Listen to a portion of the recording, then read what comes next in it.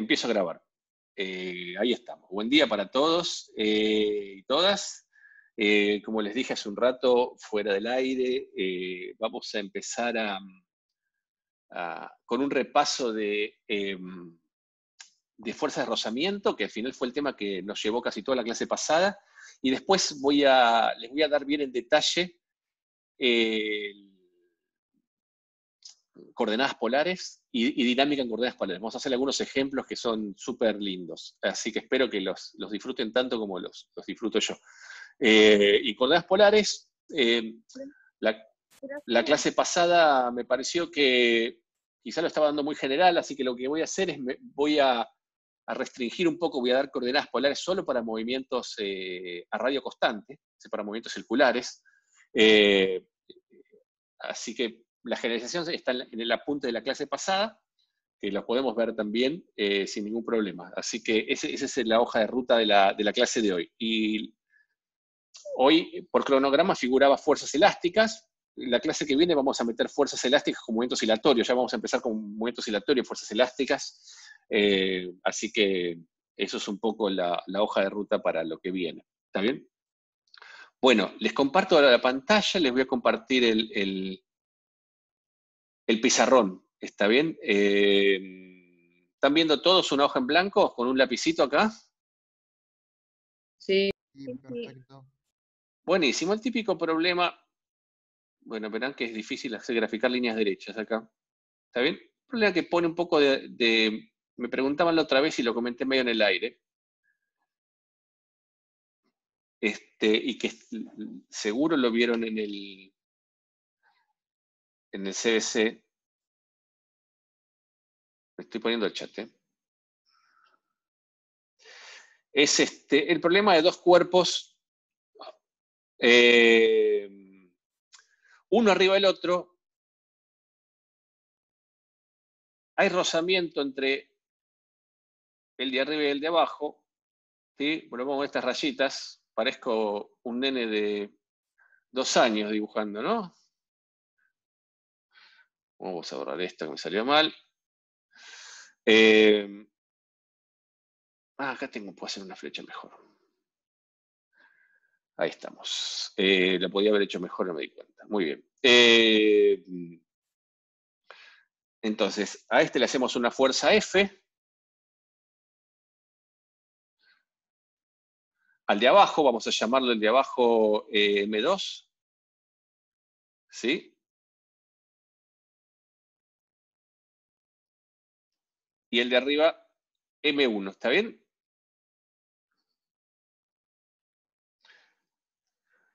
Muy bien. Entonces, sí, es cierto. Gracias, Francisco. Lo que decís. Ni la motricidad fina. Yo me parece que perdí hasta la motricidad fina, pero bueno, después me dedicaré a llorar en otro momento.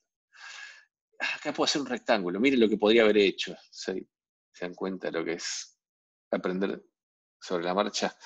Muy bien.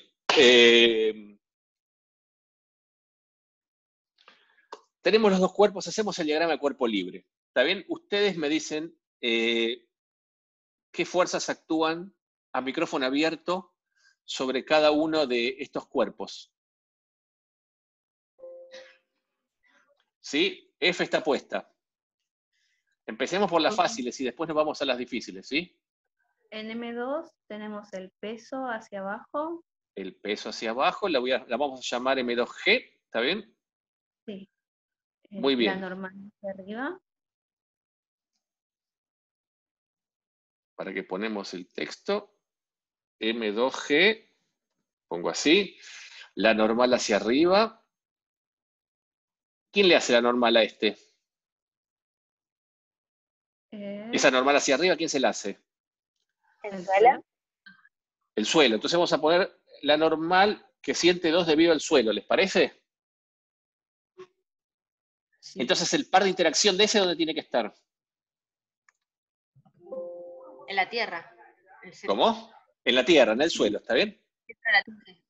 Acá me pregunta, pero peso que es igual a M1 más M2, lo están haciendo para cada uno. Sí, estamos haciendo para cada. El diagrama de cuerpo libre, Gaby, se hace para cada uno. ¿Está bien? Porque el peso que es igual a M1 más M2, que es el, digamos, digamos, en principio no hay un peso que es igual para M1 más M2. Uno lo que tiene es que cuando calculas la aceleración de esto, le estoy contestando a Gaby, si esto uno puede ver haciendo las ecuaciones en Newton que si eso se mueve como un conjunto, entonces eso se comporta como si tuvieras un solo cuerpo que tiene la suma de las masas. ¿Está bien? Pero si no, no puedo suponer a priori que es un solo cuerpo que tiene la suma de las masas. ¿Está bien? Muy bien. Si puse entonces M1G, pongo también, perdón, M2G, pongo también M1G, ¿les parece? Que es el peso, la fuerza de atracción gravitatoria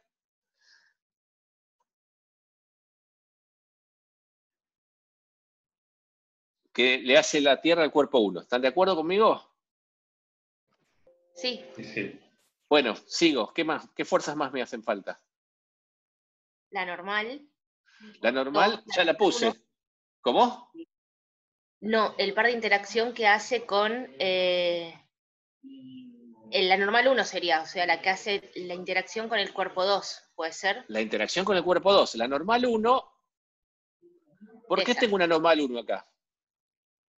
Porque está apoyado sobre el cuerpo 2. Porque está apoyado sobre el cuerpo 2, exactamente, y los dos son cuerpos sólidos. Entonces, el cuerpo 1 siente una normal que se la hace ¿quién?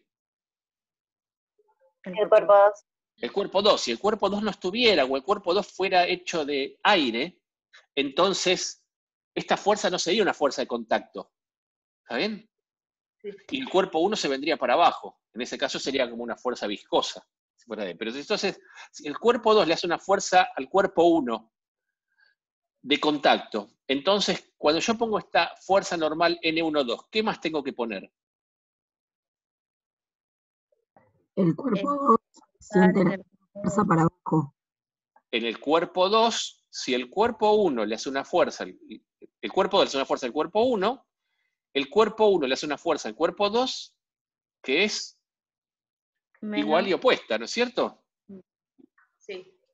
Sí, es el par de interacción. Es el par de interacción. Entonces lo ponemos acá, esto, ¿está bien? N12 y N21 son pares de interacción. Profe, y si el ¿Está bien? cuerpo M2 se está moviendo respecto al piso por la fuerza F, ¿no debería haber una fuerza de rozamiento dinámica entre el cuerpo 2 y el piso? No, porque está libre de rozamiento, ¿no? Es despreciable. En este ejemplo, solo hay rozamiento con este dibujito así de nene de 6 años que yo puse acá, ¿lo ves? Yo puse, lo que quise indicar es que solo hay rozamiento entre el cuerpo M1 y M2 y no hay rozamiento entre M2 y el piso. Claro, eso está bien. ¿Está Entonces bien? yo no puedo suponer Claro. siempre rozamiento con el suelo. ¿Cómo? Perdóname. No puedo suponer siempre que hay rozamiento con el suelo. Y en general te lo tiene que decir claro, explícitamente, que haya o que no haya. Igual, si te queda la duda, en cualquier examen, en cualquier situación que vos tengas las dudas, cualquier ejercicio, siempre pregunta. Está ¿Está bien. bien? Si yo no tengo a quién preguntarle, es un problema que yo estoy modelando, y bueno, tengo que suponer en principio que hay, o a menos que tenga buenas razones para suponer que lo puedo despreciar. ¿Está bien? Cuando uno está modelando un problema y quiere despreciar algo, tiene que justificar lo que desprecia. ¿Sí? Sí. Muy bien, ¿vamos bien hasta acá? Entonces, perfecto. ¿El cuerpo 2 se va a mover? ¿Qué me dicen? ¿El cuerpo 2? Sí, ¿se va a mover o no? Y dependiendo de la fuerza, en el eje Y no se va a mover, pero en el eje X, dependiendo de la fuerza que tenga, el valor de F, ¿o no? Ponele, ¿depende del valor de F? No hay nada que la contrarreste, ¿no? Debería. Con el suelo. Claro. No, efectivamente, fíjate que si yo miro en este cuerpo, en este de acá, ¿está bien? No le va a quedar otra que, digamos, como no hay rozamiento con el piso, el único que lo puede frenar por rozamiento es el cuerpo de arriba. Claro. El cuerpo de arriba no lo va a frenar, lo sumo lo va a acompañar. Entonces, no importa cuán chiquita sea la fuerza F, el cuerpo 2 se va a mover. Bien. ¿Está bien? Ahora, me está faltando algo. La fuerza de rozamiento. La fuerza de rozamiento. Fíjense que si yo hago esto, si yo hago la ecuación de Newton, me olvido la fuerza de rozamiento. ¿Está bien? Y yo hago la ecuación de Newton, ahora pongo un sistema, supongamos que pongo un sistema de coordenadas, ¿está bien? Que es así. Ok. A ver si puedo cambiar el tipo de cosa, el color. Bueno. Este es mi sistema de coordenadas, ¿sí? ¿Está bien? Que no se confunda con las fuerzas. Pero es el clásico. Bueno, acá deja expuesto mi torpeza esta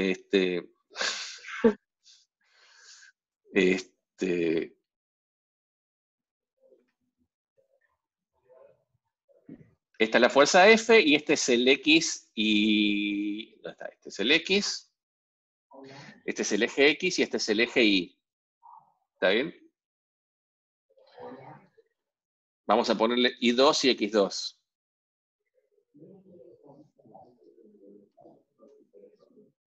Ok, no importa. X2, ahí está. Muy bien, y lo mismo hago para este de acá, ¿está bien? Ya que estoy... Le pongo los ejes.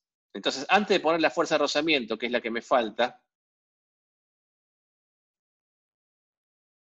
esto lo llamo X1, y esto lo llamo Y1. ¿Me siguen hasta acá? ¿Se entiende bien el dibujito todo, chicos? Sí, sí, perfecto.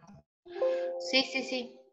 Buenísimo. Entonces, antes de poner esto, antes de poner la fuerza de rozamiento, fíjense qué pasa si yo hago las ecuaciones de Newton para el cuerpo 2. ¿Qué me queda? En el eje Y me queda N2S menos M2G igual a ¿cuánto?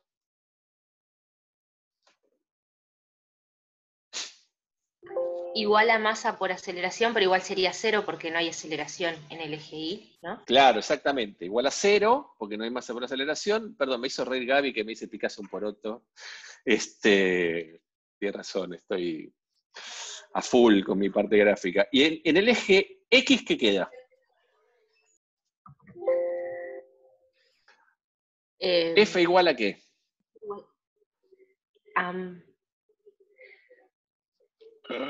Masa por aceleración. La masa 2 por la aceleración. ¿Está bien? Sí. Muy bien. La aceleración va a ser la misma para los dos cuerpos, ¿no? Acá tenemos, fíjate una cosa, el cuerpo, si yo pongo así, ¿está bien? Atenti con esto que acabo de escribir. Sí, sí. Fíjate que el cuerpo, la aceleración, el cuerpo 2 se va a acelerar. Ahora, el cuerpo 1, ¿tiene alguna fuerza en la dirección del eje X? Sí, la fuerza de rozamiento que va en contra del movimiento. La fuerza de rozamiento que todavía no la puse, pero si yo no la pongo en la fuerza de rozamiento, el cuerpo 1 no tiene ninguna fuerza en el eje X. Claro. Claro, está bien. ¿Está bien? Entonces, si yo no pongo el rozamiento, primero que lo que me dice la ecuación de Newton del cuerpo 2, ahora estoy con vos, Adrián. Lo que me dice la fuerza de rozamiento del cuerpo, digamos, en la ecuación de Newton del cuerpo 2, es que el cuerpo 2 se acelera como si estuviera solo, porque la inercia va a ser la masa del cuerpo 2. ¿Está bien? Ok, sí. Y el cuerpo 1 no se acelera. Es decir, que si no hubiera rozamiento, y yo le aplico al cuerpo 2 la fuerza de abajo, el cuerpo 1 se queda en el lugar, y el cuerpo 2 se acelera. Ok. Cuando decís se queda en el lugar, se queda en el lugar. Okay. Quietito, sí, literal. Okay. ¿Está bien? Y se cae, exactamente. Cuando se acaba el cuerpo, se cae. Acá Adrián me dice que faltó menos N21. ¿A dónde me faltó N21, Adrián? Sí, en la ecuación, tenés razón, gracias. Tienes razón. Me faltó una fuerza acá. Menos N21, ¿está bien? ¿Qué dice Adrián que me faltó acá? Que va en la misma dirección que M2G. Es correcto. Pero bueno, antes que eso me falta el rozamiento. Entonces, ahora, ¿por qué hago este ejercicio? Porque acá es cuando se pone en relevancia un prejuicio que a uno le queda grabado la primera vez que ve rozamiento. ¿Está bien? Y es que el rozamiento se opone al movimiento. ¿Está bien? Eso es algo que querramos o no, eso nos quedó a fuego en el cerebro y cuando llegamos acá, eso hace cortocircuito con lo que sabemos. Porque si se opone al rozamiento, acá, ¿para dónde ponemos la fuerza de rozamiento? ¿Va en los dos cuerpos para atrás? ¿En los dos cuerpos para adelante? ¿En uno para atrás y en otro para adelante? ¿No Carolina, es solo en el cuerpo 1? ¿cómo? ¿No se aplica solo en el cuerpo 1, ya que sería como el contacto entre M1 y M2? Si fuera el contacto entre M1 y M2, entonces se tendría que aplicar, de acuerdo a la tercera ley de Newton, ¿en dónde lo tendría que poner? Ah, claro, en los dos, es verdad. En los dos, ¿está bien? Entonces, acá me dicen en uno para atrás y en dos para adelante, me dice Lara. Al revés, Noelia me dice que en uno va hacia adelante, Carolina me dice que en uno va hacia adelante, Carolina me dice que la fuerza de rozamiento iría en los dos positivos. Si fueran los dos positivos, entonces no sería un par de acción y reacción, no sería un par de interacción, porque las fuerzas de interacción son iguales y opuestas. ¿Está bien? Entonces, si yo en un cuerpo lo pongo por un lado, en el otro tiene que apuntar en el sentido contrario. ¿Me siguen? Entonces, ¿para dónde pongo la fuerza de rozamiento? Ya vimos que si no hubiera rozamiento, el cuerpo 1 se queda quieto. ¿Está bien hasta acá?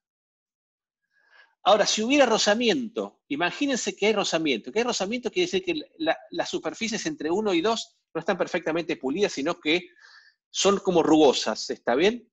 Imagínense que en el caso extremo que hay rozamiento, es como si acá fuera una superficie dentada y están encastradas. Si las superficies de M1 y M2 estuvieran encastradas, que es suponer un rozamiento extremo, cuando yo empujo con el cuerpo M2 hacia la derecha, como está acá en el dibujo, el cuerpo M1, ¿para dónde se va a mover? A la derecha. A la derecha. Entonces, si hay algo que me hace el rozamiento, es hacer que el cuerpo M1 se mueva hacia la derecha. ¿Está bien? Es decir, que por efectos del rozamiento, cuando yo muevo el cuerpo M2, el cuerpo 1 siente que el cuerpo 2 le hace una fuerza hacia la derecha, la dirección que se está moviendo, lo está arrastrando a moverse con él. ¿Está bien? Ahora, no era que el rozamiento tenía que ir en contra del movimiento. ¿Por qué va acá a favor del movimiento? Porque el cuerpo uno tiende a moverse sola, porque vos tirás, o sea, la fuerza tira y el cuerpo de arriba tiende a irse hacia atrás, no con el... Porque Exactamente, exactamente. La fuerza de rozamiento se opone al movimiento relativo entre las superficies. Si no hubiera rozamiento, el cuerpo 1 se tendería a mover hacia atrás respecto al cuerpo 2. Entonces la fuerza de rozamiento se opone a ese movimiento relativo. ¿Está bien? ¿Se entiende la idea? Entonces, si en el cuerpo 1, el cuerpo 2 le hace una fuerza al cuerpo 1 que va hacia la derecha, por efectos de la misma interacción, el cuerpo 1 le hace una fuerza al cuerpo 2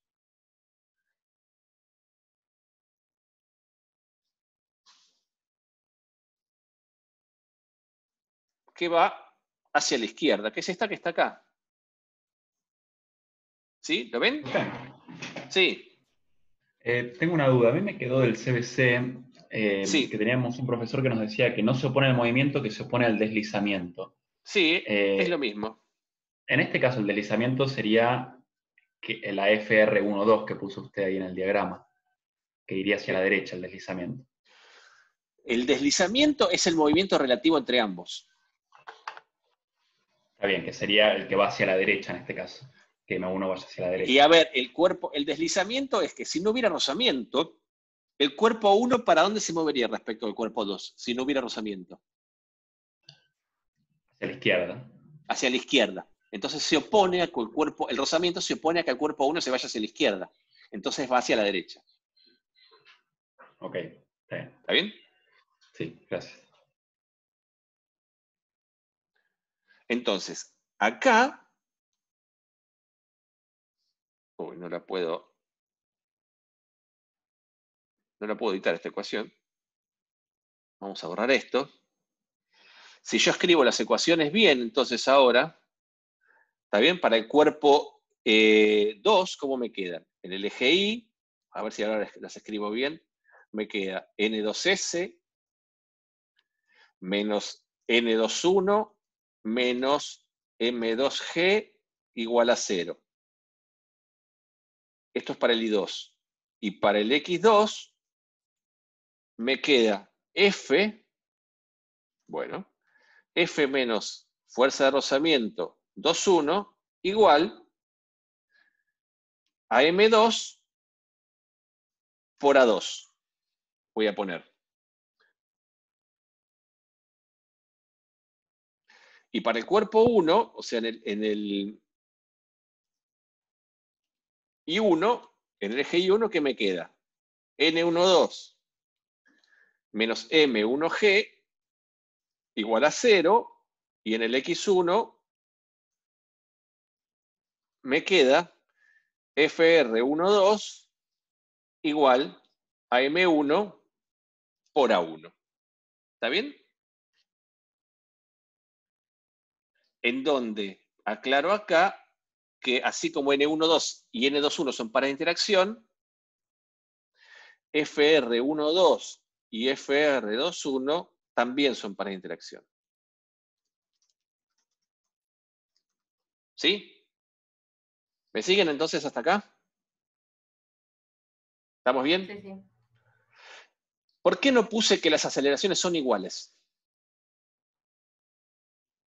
¿O qué debería suponer para que las aceleraciones sean iguales?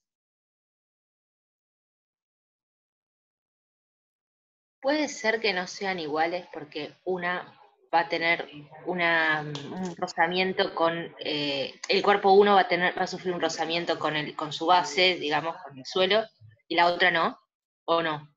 Perdón, el cuerpo 1 no está en contacto con el suelo, ¿no es cierto?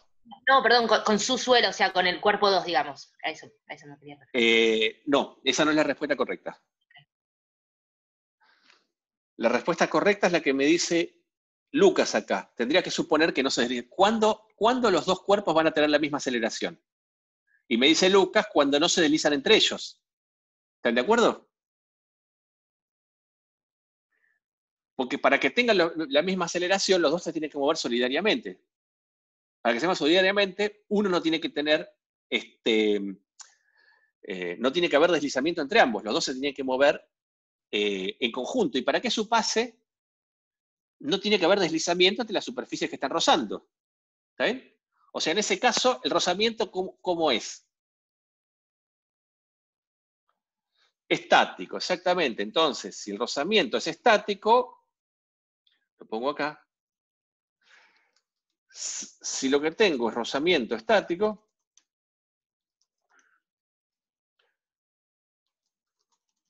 entonces A sub 1 es igual a A sub 2 y es igual a A. Los dos cuerpos tienen la misma aceleración. ¿Está bien?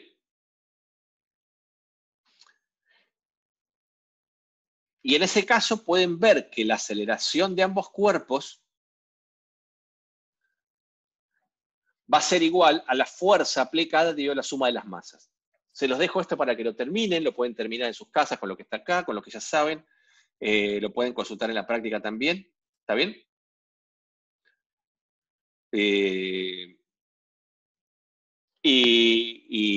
listo, y pasamos a polares, ¿les parece? ¿Se entiende un poco la idea? Profe, yo había tenido problemas con las ecuaciones cuando el cuerpo caía en un fluido viscoso, Sí, que hubo una integral entre la fuerza límite y la velocidad límite y la velocidad de ni, sí. y a mí me quedaron distintos los signos. ¿Lo subo al foro o lo vemos ahora? Subilo al foro y te lo contesto en el foro, va a ser más fácil. Aparte así, si alguien tiene alguna duda parecida a la tuya, la contesto ahí. Igual, además del foro, lo que vamos a hacer es, después, así doy la clase. Cuando termino la clase, si querés, me lo preguntás de vuelta y lo charlamos. Sí, listo. Buenísimo. Gracias.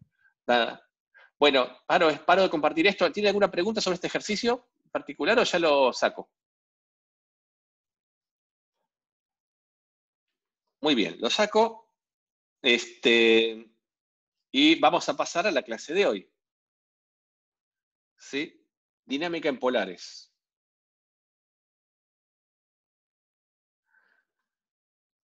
¿Están viendo todos esto? ¿Movimiento circular y curvilíneo en coordenadas polares? Sí. Sí. Buenísimo. Bueno, entonces arrancamos. Hoy arranco con una nueva modalidad, que es ir cubriendo parte de lo que tengo escrito para hacer de cuenta que lo voy escribiendo en el momento, digamos, ¿está bien? Y que ir llevando la clase de a poco. Así que vamos a ver cómo sale. Después me dicen. Entonces, retomo como había encarado la clase pasada. Si yo tengo una partícula que se mueve en círculos, ¿está bien? Empecemos por movimiento circular. ¿Cuál es la forma más práctica para describir el movimiento? Bueno, lo primero que tenemos que recordar, que vimos en la clase pasada, es que la forma más práctica, la forma más práctica es hacer coincidir mi origen del sistema de coordenadas con el centro del círculo. Porque de esa manera me aparece una simetría que si yo no lo hago, el problema se me resulta mucho más complejo. Es decir, si yo escribo en coordenadas polares en general un movimiento que no es rectilíneo, lo voy a escribir en coordenadas cartesianas con dos componentes, x e y. ¿Está bien? Y esas componentes ambas van a variar en el tiempo, y si este sistema de referencia no me coincide con el centro del círculo, está, por ejemplo, por acá a la derecha, entonces van a ver que las coordenadas x e y van a estar haciendo cualquier cosa. Entonces, si yo de alguna manera quiero captar la simetría del movimiento, el primer paso es hacer coincidir ambos puntos. Y si yo coincido ambos puntos, lo que me doy cuenta enseguida es que el movimiento circular es tal que su módulo permanece constante. ¿Está bien?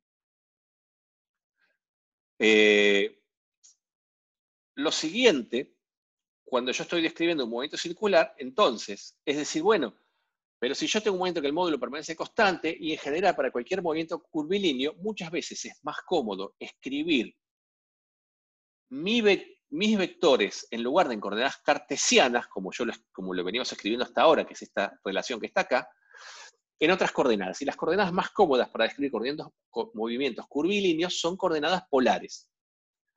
Las coordenadas polares, esto es para los que ya vieron algo de álgebra o algo parecido, es si yo quiero escribir un vector en un espacio vectorial, yo puedo escribirlo siempre que, digamos, tengo dimensión 2, entonces la forma más cómoda es escribir una base ortonormal que tenga dos elementos. Entonces voy a cambiar los dos elementos de mi base, que son los versores I y J, que son la base de las coordenadas cartesianas, a otros dos versores que van a conformar la base de las coordenadas polares. Esos versores son los versores polares, R versor y θ versor. El R versor se define como el vector unitario que va en la dirección del vector posición. Por supuesto, como yo tengo algo que se está moviendo, si algo se está moviendo, el vector posición va a cambiar en función del tiempo. Ese vector posición va a ir cambiando su módulo y va a ir cambiando su inclinación. ¿Sí? Entonces, por definición, el versor, como tiene módulo 1, su módulo va a ser siempre 1, pero va a ir cambiando su orientación en el espacio a medida que algo se esté moviendo. Y esa orientación viene dada por este ángulo θ que está acá. Entonces, en coordenadas polares, el vector posición lo escribo como el módulo R en el R versor. ¿Sí? Y me defino un versor θ que sea perpendicular al versor R, y que además apunte en la dirección en la cual crece este ángulo θ. ¿Sí? De manera que la orientación de este vector θ va a estar relacionada con la dirección en la cual está girando el versor R. Y eso lo vamos a ver, lo vimos en la clase pasada, lo vamos a repasar ahora. ¿Estamos bien hasta acá? ¿Tienen alguna pregunta, algo que me quieran preguntar antes de que pase al siguiente tema? Sí, se entiende. Perfecto. Entonces, si yo escribo el vector posición en coordenadas polares, es decir, escribo el R vector como R en R versor, mi siguiente pregunta es, ¿cuál es la expresión para la velocidad y la aceleración? Es decir, si yo escribo el vector posición en polares, ya vimos que el vector velocidad y el vector aceleración son vectores cuyas componentes son la derivada de las componentes cartesianas en polares. Es decir, la velocidad en X es la derivada de la coordenada X de posición, y lo mismo pasa con la aceleración, es decir, esa derivación es trivial, digamos. Ahora, ¿qué pasa si yo escribo mi vector posición en polares? ¿Está bien? ¿Cómo hago para obtener una expresión para la velocidad y la aceleración? Bueno, eso va a ser un poco distinto, porque ahora este versor, R versor, depende del tiempo, cosa que no pasaba con el I versor y con el J versor. Entonces, cuando yo derivo, tengo que también derivar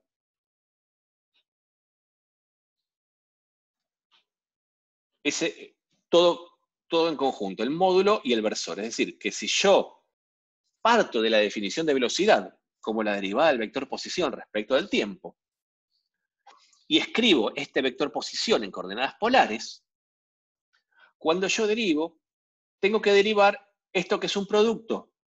¿Está bien?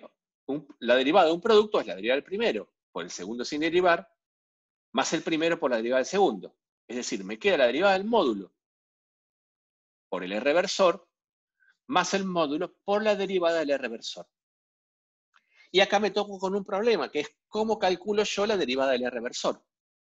No la conozco a priori. ¿Está bien? Esto que está abajo es lo mismo, pero expresado en notación de puntos, ¿sí? Acá tomé en cuenta lo que me dijeron ustedes en la clase pasada, que les costaba un poco la notación, entonces escribo esto en notación de diferenciales, y después escribo acá lo mismo con notación de puntos, es decir, que de R a dt es R punto.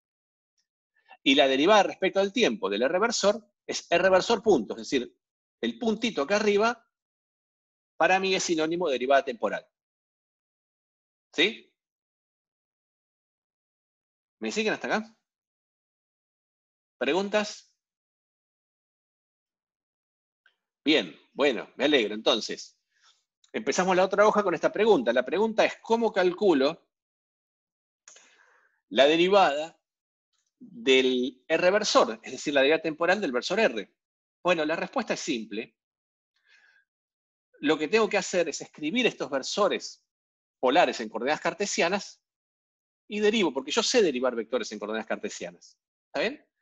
Entonces, agarro estos versores, como están definidos, este versor forma un ángulo θ con la horizontal, el θ versor forma un ángulo de 90 grados, con lo cual si forma un ángulo de 90 grados, el ángulo que el R versor lo forma con el eje X, el θ versor lo forma con el eje Y, nada más que me queda en el segundo cuadrante. Entonces, siendo que los dos tienen módulo 1, cuando yo calculo las coordenadas cartesianas de cualquier vector, yo las calculo como el módulo por el coseno del ángulo que forman con alguno de los ejes. Si yo miro estos ángulos que están acá, a mí me queda que el R versor va a tener una componente que es igual al coseno de θ en el I versor y otra componente que es igual al seno de θ en el J versor. Y el θ versor, hay que tener un poquito más de cuidado, porque yo acá lo que veo es que el θ versor forma un ángulo θ con el eje Y, entonces su coordenada sobre el eje X va a ser igual al cateto opuesto, y el cateto opuesto, el que proyecta sobre el cateto opuesto es la función seno. Entonces me va a quedar seno de θ, pero con un signo menos porque la coordenada de X acá es negativa. Y la coordenada Y de este versor es el cateto adyacente de este triángulo rectángulo, y por lo tanto lo que uso es el coseno de θ. ¿Está bien? Entonces escribo los versores en cartesianas y me quedan hasta acá. ¿Estamos bien hasta ahí? Joyeiro, muy bien. Entonces, sigo. Derivo el primero. ¿Está bien? ¿Cómo es la derivada del versor R respecto del tiempo? Bueno, lo que hacemos siempre, lo que sabemos de análisis, escribo el R versor en coordenadas cartesianas y lo derivo.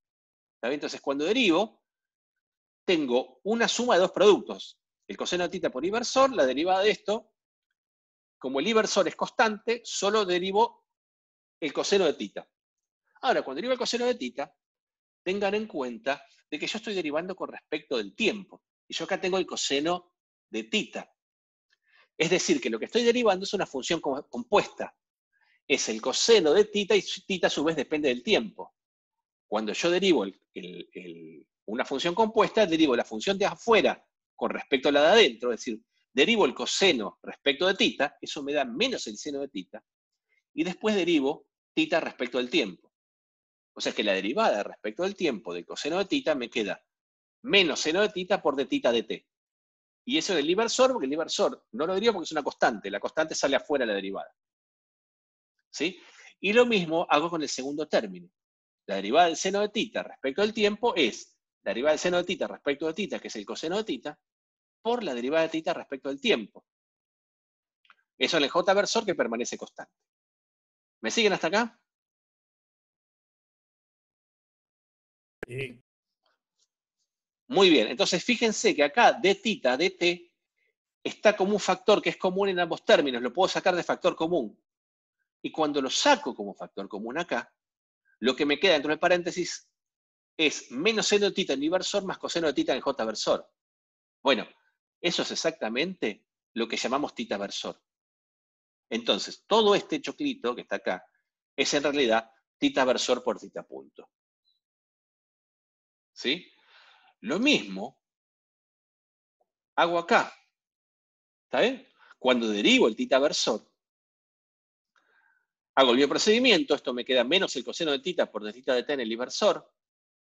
La derivada del coseno es menos el seno de tita con respecto a tita por de tita de t en el J-versor. Y si yo vuelvo a sacar de tita de t, acá, y saco el menos también de factor común, porque los dos son negativos, acá adentro me queda coseno de tita en el inversor más seno de tita en el J-versor. Bueno, señores, eso no es otra cosa que el reversor. ¿Sí? Entonces, esto no es otra cosa que menos el reversor por tita punto. ¿Sí? Es decir, que encontré cómo varían estos versores en el tiempo. ¿Lo ven?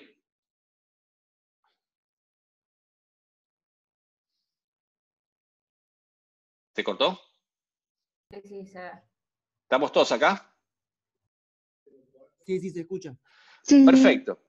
Entonces, fíjense que además yo puedo hacer una lectura de esto. Fíjense que los dos, la componente escalar de la variación de ambos vectores es tita punto. ¿Sí? Tita punto, como vamos a ver en un rato, es la velocidad a la cual está variando este ángulo. Es una velocidad angular. ¿Sí? Algo que tiene velocidad angular es algo que está rotando. Entonces, estas derivadas me dicen que estos versores están cambiando el tiempo porque están rotando. Y están rotando con una velocidad, está dada por cómo varía el ángulo tita en el tiempo. O sea, por cómo varía tita punto. Y el lugar hacia donde se rota el R versor es en la dirección de tita. O sea, el R versor gira en la dirección perpendicular a R, y el tita versor gira en la dirección perpendicular a R, pero para el otro lado. O sea, los dos están girando, si me ven en la pantalla, de esta manera.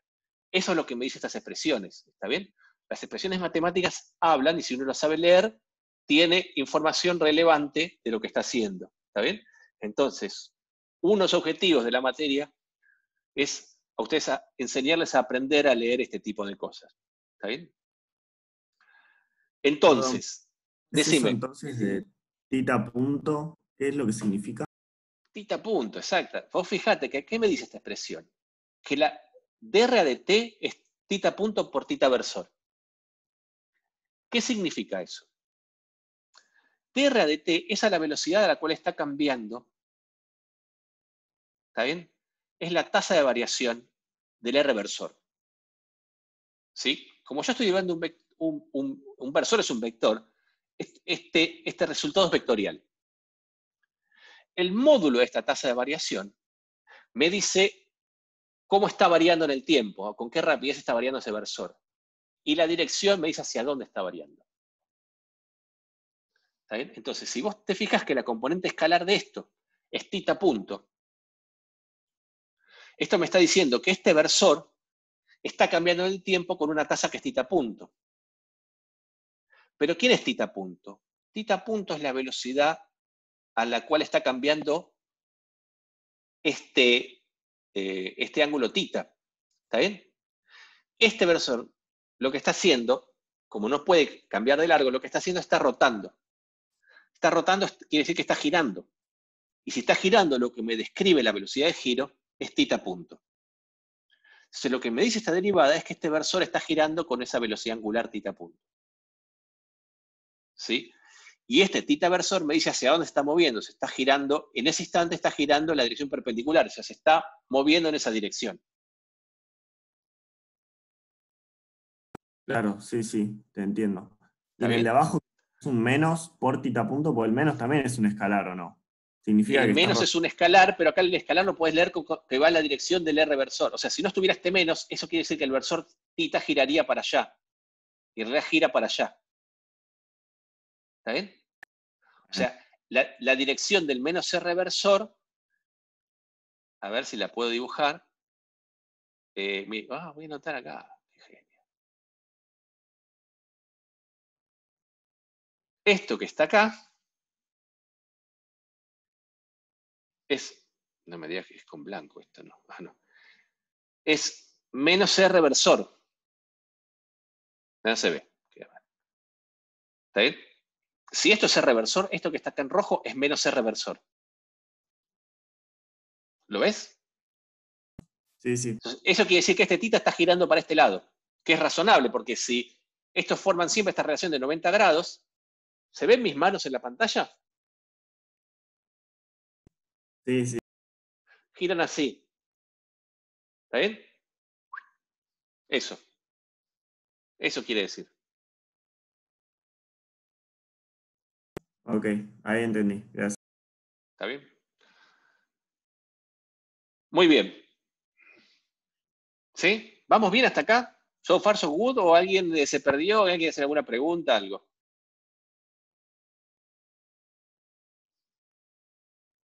No, todo bien. Bueno. Voy a borrar esto porque no me lo deja fijo. Listo. Muy bien. Entonces, yo para... Mis manos giraban en sentido... Efecto espejo, Francisco. Yo estaba girando mis manos en sentido antihorario. Pero calculo que ustedes lo ven en sentido horario, entonces. Ah, ok, bueno. Entonces ya sé que para la próxima clase no tengo que usar mis manos porque justamente confundo. Gracias. Entonces, con esto podemos volver a la pregunta inicial, que es que yo lo que quería hacer era sacar la derivada de la posición. Quería sacar la velocidad en polares. ¿Está bien? Entonces, empecé a derivar y cuando derivé el vector posición me encontré con que yo no sabía cuánto valía la derivada del versor R.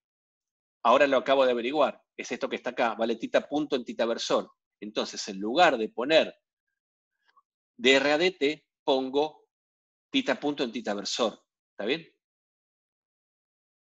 Esta derivada es θ punto en θ versor, con lo cual acabamos de encontrar la expresión para el vector velocidad en polares. Quiere decir que en un movimiento curvilíneo general, la velocidad va a tener una componente en la dirección radial, ¿está bien? Es decir, el vector se puede estar alejando o girando, perdón, alejando o acercándose del origen con una variación R punto, y además se va a estar moviendo, va a estar girando con una velocidad tangencial de giro R por θ punto.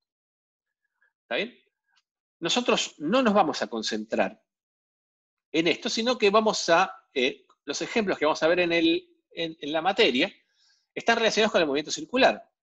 Entonces, ¿cuál es la característica principal del movimiento circular? Que vimos al principio de la clase.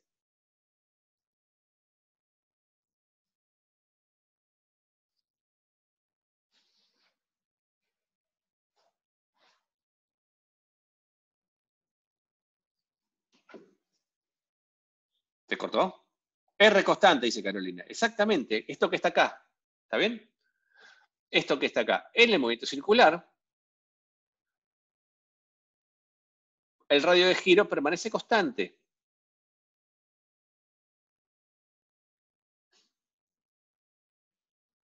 ¿Sí? Si hago un cuadradito acá, Para que le saco el relleno.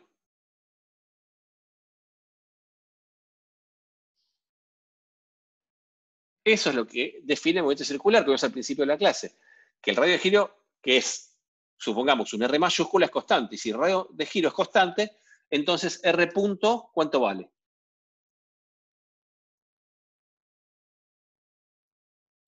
Cero. Si R punto es cero, entonces, es decir, si el radio es constante, la partícula que está haciendo un movimiento circular ni se aleja ni se acerca del origen, entonces no tiene velocidad radial, y la velocidad para una partícula que se mueve en movimiento circular es directamente R por tita punto en R versor. ¿Está bien? ¿Sí? Ahora acá me hace una pregunta por el chat. No entiendo bien, me dice Nicole. ¿Por qué R punto es constante? R punto vale 0 si R es constante. Porque, Nicole, R punto, ¿quién es?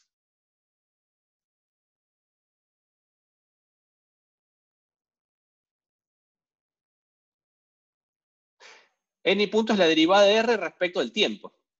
¿Está bien? Entonces, si R no cambia con el tiempo, si R es constante, entonces ¿cuánto va a valer la derivada de R con el tiempo?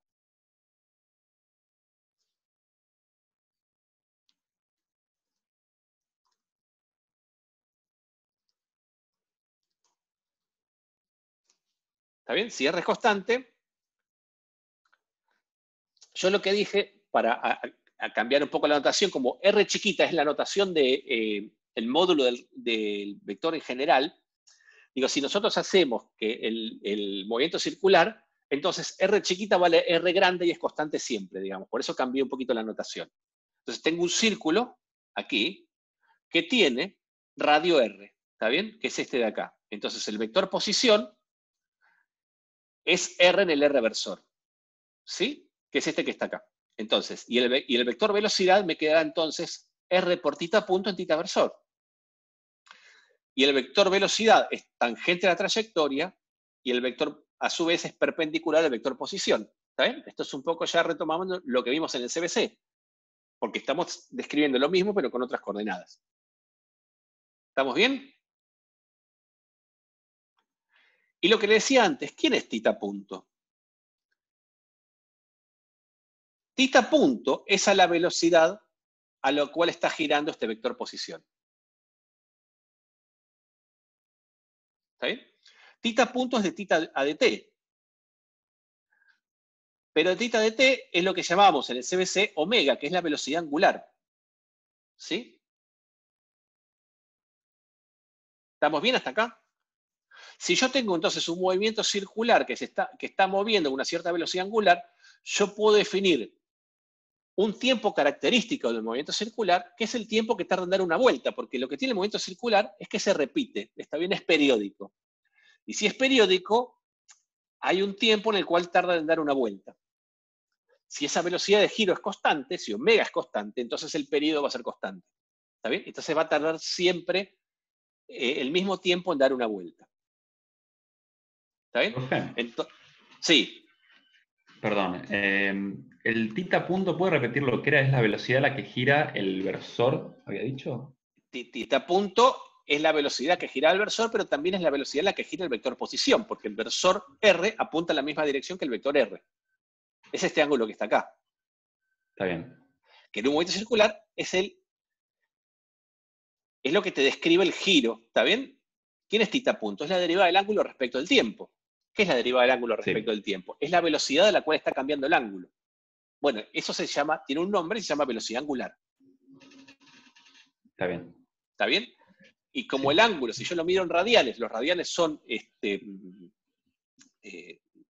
no tienen unidades, entonces la velocidad angular va a tener unidad de ángulo medio en radianes, que es adimensional, dividido tiempo. O sea, la velocidad angular va a tener una unidad de 1 sobre segundos. Está bien. ¿Estamos bien? Sí. Buenísimo. Gracias. De nada. Y entonces, definimos, esto también lo vieron en el CDC, pero se lo recuerdo, ¿está bien? Que como el momento es periódico, hay un tiempo característico que esté relacionado con la velocidad angular, con esta relación. ¿Por qué les parece que está relacionada con la velocidad angular como esta relación?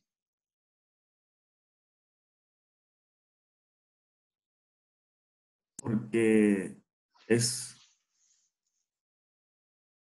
son 360 grados dividido la velocidad angular. Exactamente, es más fácil de verlo si yo escribo la velocidad angular acá.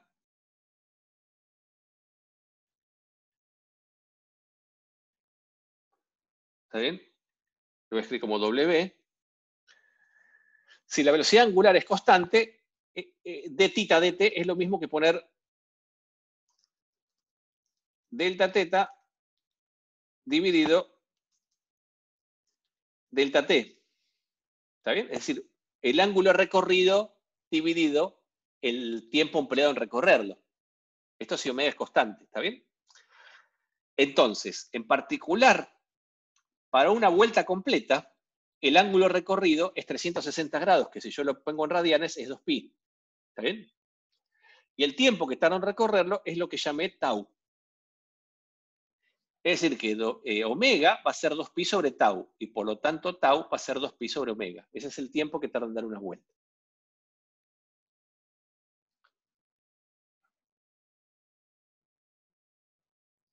¿Estamos bien hasta acá? Y se define la frecuencia como la inversa del período, que es el número de vueltas por unidad de tiempo. ¿Sí? Esto es lo que sabíamos de movimiento circular. Hasta aquí. ¿Sí? Entonces, sigamos un poco más. La pregunta que nos hacemos ahora es, ¿cuál es la aceleración en un movimiento circular? ¿Sí? ¿Cómo escribimos la aceleración en un movimiento circular? Bueno, si yo quiero derivar la aceleración en coordenadas polares para un movimiento circular, lo que tengo que hacer es atenerme a la definición de aceleración. ¿Está bien? Escribo la aceleración como una derivada de la velocidad respecto al tiempo. En este caso como vectores. Siempre la definición.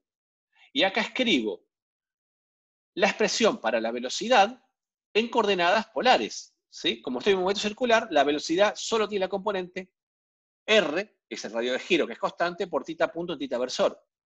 ¿Sí? Como r es constante, r lo saco afuera de la integral, de la derivada, perdón, y me queda r por la derivada con respecto al tiempo de θ punto en θ versor. ¿Está bien?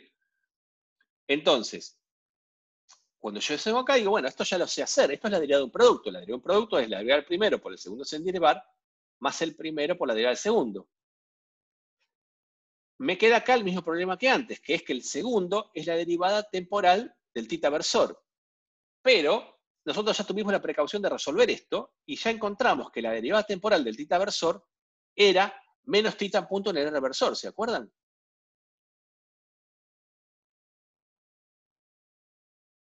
¿Sí? ¿Se acuerdan? Sí, sí. Sí, sí. Con lo cual, acá me queda la derivada de θ punto respecto al tiempo en θ versor, más θ punto por la derivada respecto al tiempo del θ versor. Y la derivada de θ punto respecto al tiempo es la derivada de θ dos veces respecto al tiempo. Si yo cada vez que derivo respecto al tiempo le pongo un puntito, cuando vuelvo a derivar θ punto respecto al tiempo me quedan dos puntitos, o sea, me queda θ dos puntos. Θ dos puntos es la derivada segunda de θ respecto al tiempo. ¿Sí? O lo que es lo mismo, la derivada temporal de θ punto. Entonces me queda acá θ dos puntos en θ versor y acá me queda θ punto por esta derivada que es menos θ punto en r versor. Entonces, si reacomodo estos términos, lo que me queda es que la aceleración tiene dos términos. Una componente que va en la dirección del menos r versor, pero el r versor apuntaba, entonces esta es la dirección que apunta hacia el centro, por lo tanto lo llamamos aceleración centrípeta y tiene la expresión menos r por θ punto cuadrado, y una componente tangencial que es r por θ dos puntos. ¿Sí? Entonces, esta es la expresión en coordenadas polares para la aceleración de un movimiento circular. No es la expresión general en coordenadas polares. ¿Está bien? Me parecía que iba a ser un poco más confusa, por eso lo reduje. ¿Sí? Entonces, ¿qué pasa si yo estoy movimiento circular no uniforme, como que... Sí, decime, ¿alguien me habla?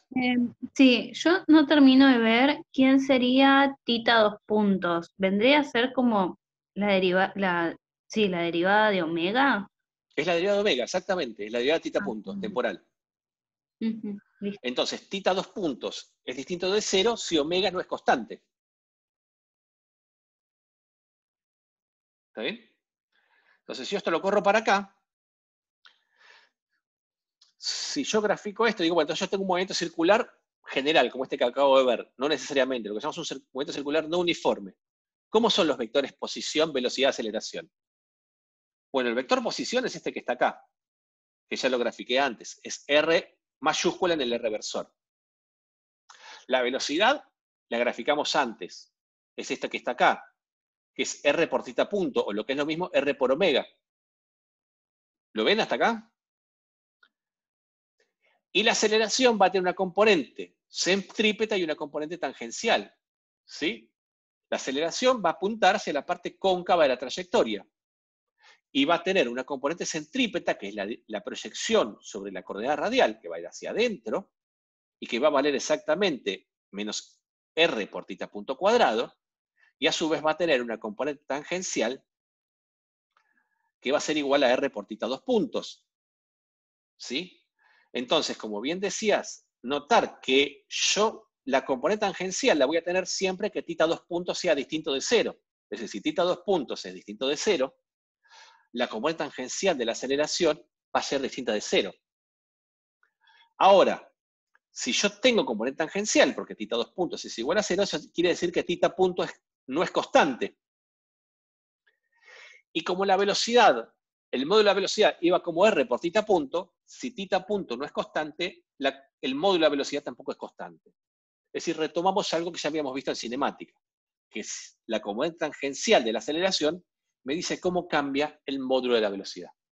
Y la componente normal, en este caso, que va en la dirección centrípeta de la aceleración, me dice cómo cambia la dirección de la velocidad. O sea, vimos lo mismo que antes, nada más que ahora en coordenadas polares. En particular, si yo tomo el caso del movimiento circular uniforme, ¿cuándo el movimiento circular es uniforme? Cuando tita punto es constante, o sea, omega es constante. Si tita punto es constante es porque tita 2 puntos, la aceleración angular, es 0.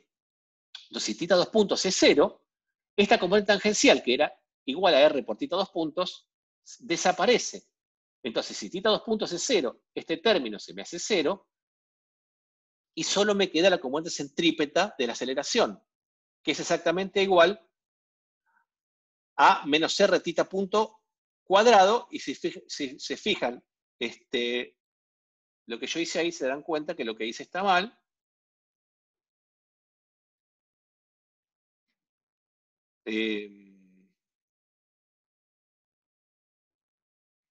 Porque yo puse ahí que esto iba en el tita versor, y eso está mal. ¿Está bien? Esta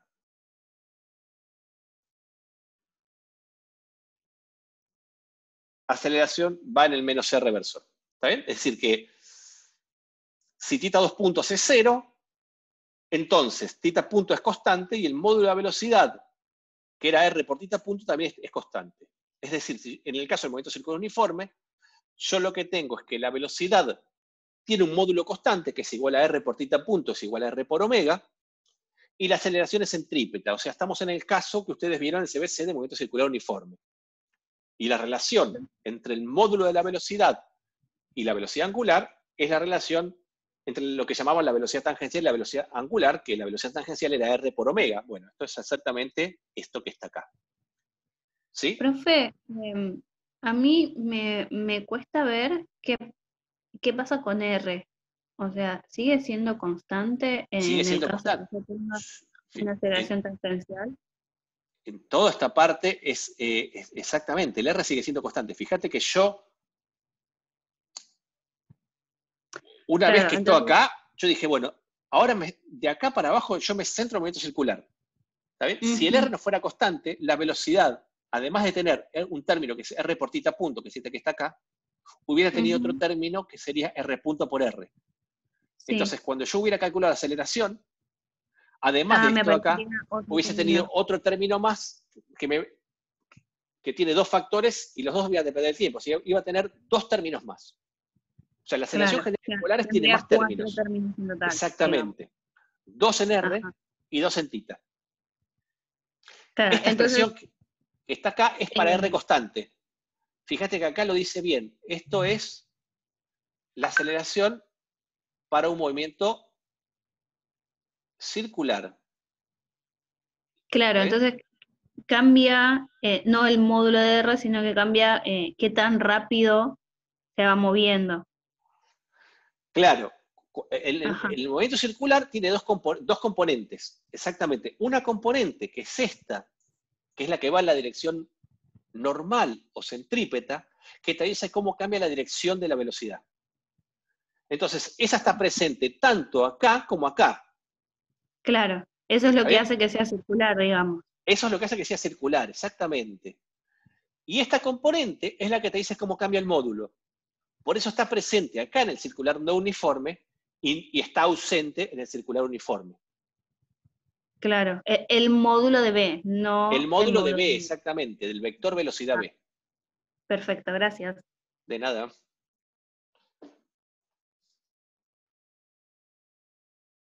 ¿Sí?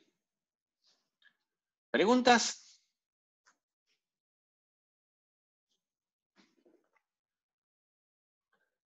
Bueno, sigo entonces. Entonces, ahora empecemos a ver ejemplos. ¿Está bien? Algunos ejemplos interesantes.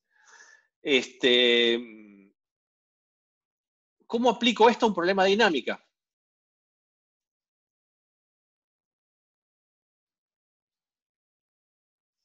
Entonces veamos el problema de dinámica más simple que podemos plantear. Supongamos que tengo una mesa. En esa mesa tengo mis ingredientes. Si esto fuera una receta de cocina, diría que mis ingredientes son una mesa, un hilo, un clavo y un cuerpo puntual de masa M. ¿Está bien? Es decir, un cuerpo que solo voy a mirar su movimiento de traslación. ¿Sí? Entonces agarro en la mesa, en el medio de la mesa, clavo un clavo, ato un extremo del hilo a la mesa y el otro extremo del hilo lo ato a mi cuerpo que está acá. Es esto de acá. Y a ese cuerpo le doy una velocidad inicial que es tangencial al hilo. Así lo golpeo con el dedo como si fuera así. ¿Está bien? Y se le doy una velocidad que es perpendicular al hilo. ¿Sí? Entonces, recuerden, no tengo rozamiento. ¿Y este cuerpo cómo se va a mover? Bueno, si no estuviera el hilo y no hay rozamiento, cuando yo a algo le doy una velocidad, ¿cómo se va a mover? Para los que aprendimos leyes de Newton hace 2 clases. Si el hilo no estuviera. La dirección de a dónde aplicaste la fuerza. Exactamente, se va a mover con un movimiento rectilíneo uniforme en la dirección en que yo le di esa velocidad inicial. Porque una vez que se despega de mi mano, no tiene ninguna otra fuerza, la velocidad que ganó, la ganó, y eso se sigue moviendo con una velocidad constante. ¿Está bien? Ahora, acá como está atado el hilo, y el hilo no se puede estirar, ¿está bien? Es un hilo, una soga inextensible, entonces cuando se quiera escapar, el hilo lo va a contener, y esa combinación de una velocidad perpendicular o un hilo que no se estira, da como resultado que esto se mueva en círculos. ¿Está bien? Entonces, si eso se mueve en círculos, cualquier cosa que no sea un MRU es un movimiento acelerado. ¿Está bien? Entonces, escribo las ecuaciones de Newton. Si yo quiero saber cómo es esa aceleración y cómo es la dinámica del problema, lo que tengo que hacer es plantear las ecuaciones de Newton.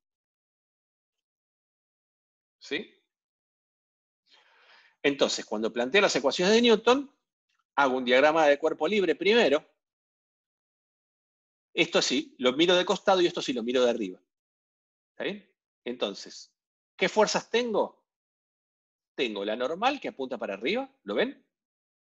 El peso que apunta para abajo y la tensión del hilo.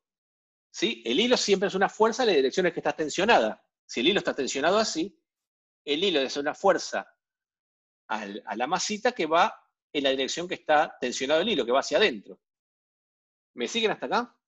¿Están de acuerdo con esas ecuaciones con ese diagrama de cuerpo libre? ¿O les queda alguna duda? No, va bien, profe. Muy bien. Entonces, lo siguiente es escribir el sistema de referencia.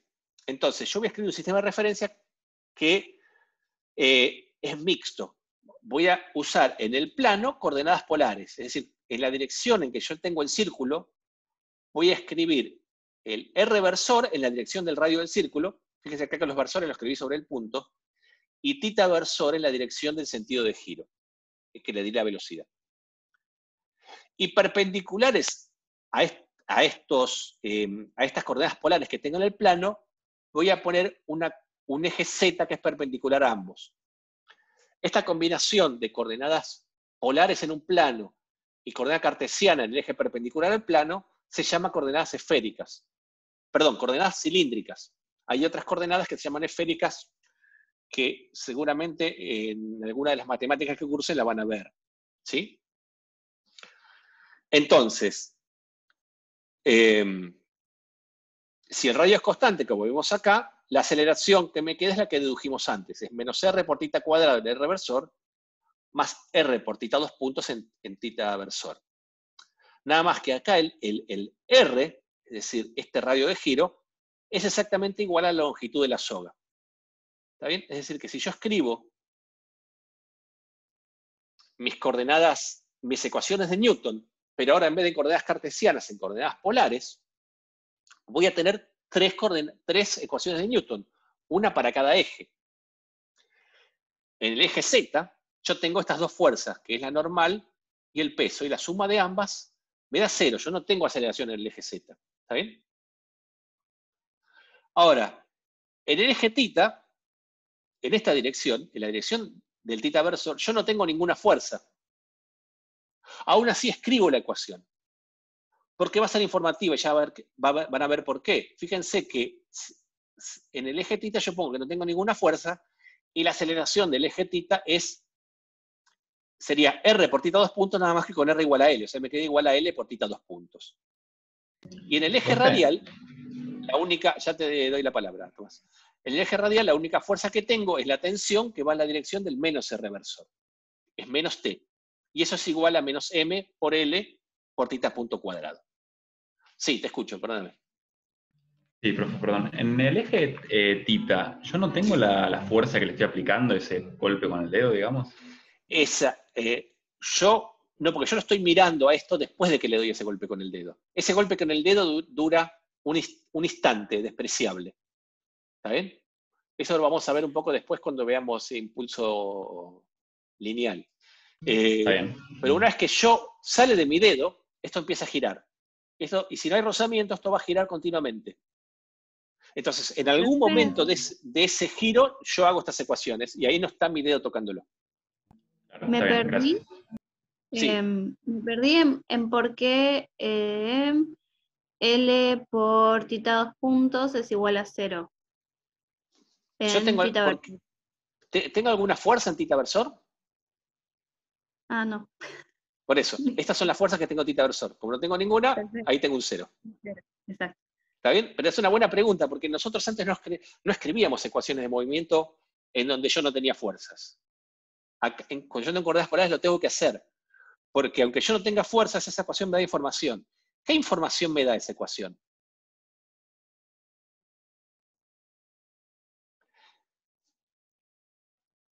Fíjense, la 1 me dice que la normal es igual al peso. La ecuación 2 me dice que si no tengo fuerzas, entonces, y la aceleración angular es 0, θ 2 puntos es 0. Y si θ 2 puntos es 0, ¿quién es constante? Θ punto, como dice Lara, muy bien Lara. Y también Francisco, ¿está bien? Entonces, si θ punto es constante y θ punto es omega, lo que es constante es la velocidad angular. Y si la velocidad angular es constante, quiere decir que esto se mueve siempre, digamos, siempre recorre 90 grados en la misma cantidad de tiempo. Es un movimiento circular uniforme. ¿Está bien? Entonces, esta ecuación me dice que este movimiento circular es uniforme. Ninguna otra. Y la ecuación radial fíjense lo que me dice es que la tensión es igual a m por L por θ punto cuadrado. ¿Sí? Es decir, que el valor de la tensión depende de la velocidad angular. Y la velocidad angular está relacionada con el módulo de la velocidad tangencial, que es la velocidad inicial que yo le di. Fíjense que si el vector es, la velocidad tangencial es el módulo del θ versor, ese módulo yo lo escribo como r por θ punto. Es decir, que la relación entre θ punto y el módulo de la velocidad es este que está acá, con r igual a L. ¿Está bien? Eso es decir que si yo reemplazo este θ punto por b sobre L, y lo meto acá, y simplifico el cuadrado del L con este de acá, me queda que la tensión es igual a la masa por la velocidad al cuadrado sobre L. Y esta velocidad, como es constante, tiene que ser igual a la velocidad que yo le di al principio. Es decir, que cuanto más velocidad le doy al principio, más tensionada está la soga. La tensión de la soga depende de la velocidad. ¿Está bien? En el movimiento circular, la cinemática se me acopla con la dinámica. ¿Está bien?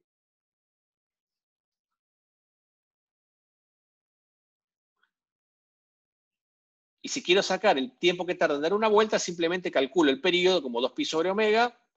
Este θ punto lo escribo como b sobre L y acá me queda esta expresión acá. ¿Está bien? Que claramente es la longitud de la circunferencia dividido la rapidez. Y ese es el tiempo que tarda en dar una vuelta. Y pumba, este problema en coordenadas polares es un problema súper sencillo. Yo tengo una duda Sí. con la parte que la tensión es igual a la fuerza centrípeta o congruente. La fuerza centrípeta, eso es una muy buena pregunta, yo lo puse acá porque ustedes lo vieron.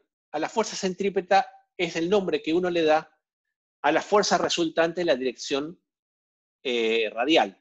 ¿Está bien? La fuerza resultante en la dirección hacia el centro. Como acá tengo una sola fuerza que va hacia el centro, esa fuerza es lo que llamamos la fuerza centrípeta, pero la fuerza centrípeta no es una fuerza que tenga entidad por sí misma. ¿Esa es la pregunta? ¿O me apuré? Sí, ahí ya entendí. Ok.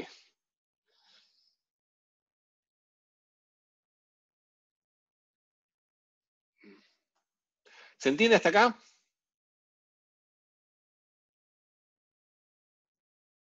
¿Vemos otro ejemplo más complicado? ¿Quieren? Dale, nos animamos.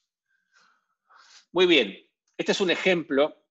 No sé si está en la guía, me parece que no. Es una partícula puntual de masa m. Se desliza sin rozamiento por un casquete esférico libre de rozamientos desde su punto más alto. Estamos envalentonados, sí señor. Siempre hay que ir ahí. Una vez que uno aprende algo, hay que buscarse el límite, ¿está bien? Entonces, nos piden escribir la velocidad en función del ángulo e indicar en qué punto la superficie se despega. Este problema puede ser que les resulte medio raro hasta que vean el dibujo. ¿Está bien? El dibujo es este. Voy a hacer esto.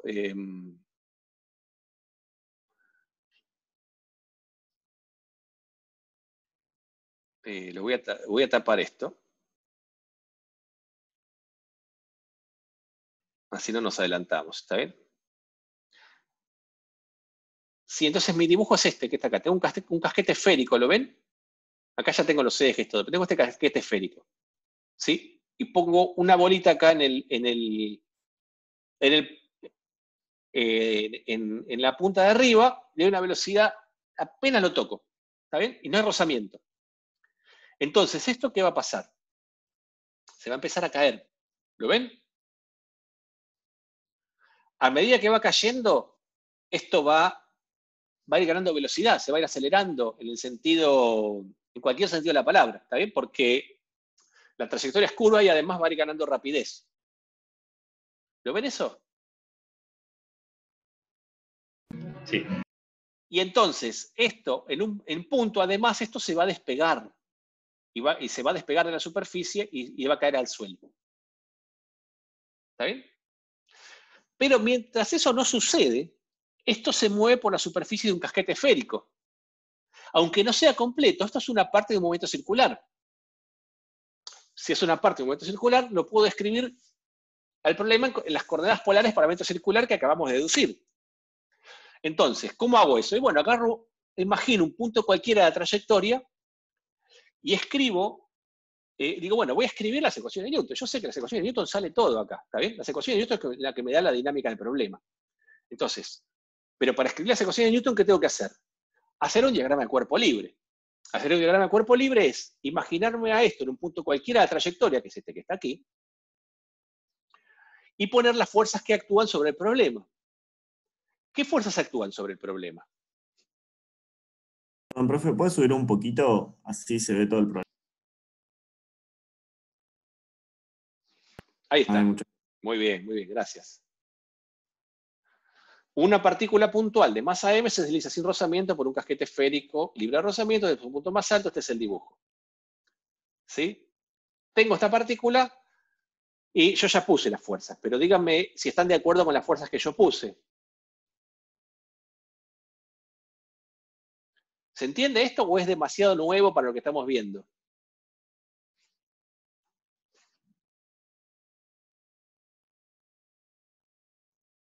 Perfecto. Entonces, ¿qué fuerzas? El peso tiene componentes, claro. A ver, ahora vemos las componentes. Primero, ¿están de acuerdo que las fuerzas son la normal y el peso? Sí. ¿Está bien? ¿Por qué tengo una fuerza normal? Porque tengo esto que está, digamos, en este punto, este cuerpo está en contacto con el casquete esférico. Por lo tanto, la fuerza es normal al punto de contacto. Va en esta dirección, la dirección radial. Y el peso va hacia abajo. ¿Está bien? Ahora, voy a llamar θ al ángulo que forma con la vertical. ¿Está bien? Por razones de comodidad. ¿Sí? Digo por si me preguntan por qué no elegí θ de este. No importa. Elijo θ acá y si quieren este es el eje X. Da lo mismo, digo. Entonces, si este es el eje θ, y acá tengo el origen de mi sistema de coordenadas, el R versor apunta a la dirección del radio de giro, ¿está bien? Es este que está acá. Y el θ versor, acuérdense que lo tengo que hacer siempre, hacer apuntar en la dirección que crece θ. O sea, si θ crece en este sentido, θ versor tiene que ir para acá, no para allá. ¿Me siguen hasta acá?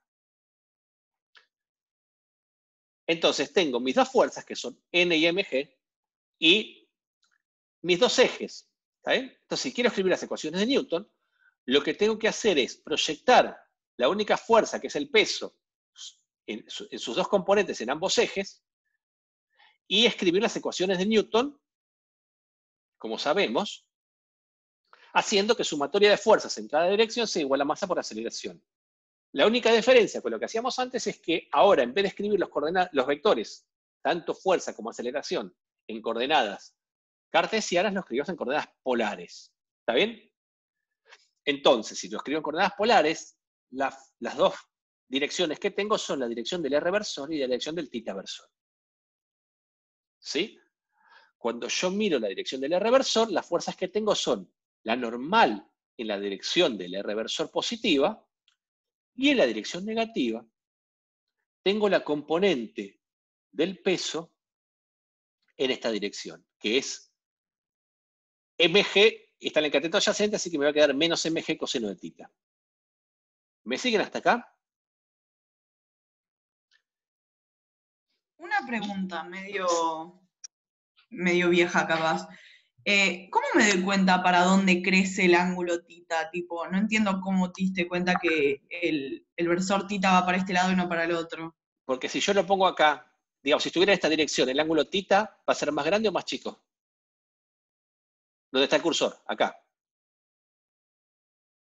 No, para ahí no. O sea, digo, para justo lo contrario a donde está el versor θ, digo. Porque fíjate que por eso, este es el ángulo θ. Como esto se mueve para acá, se mueve bajando.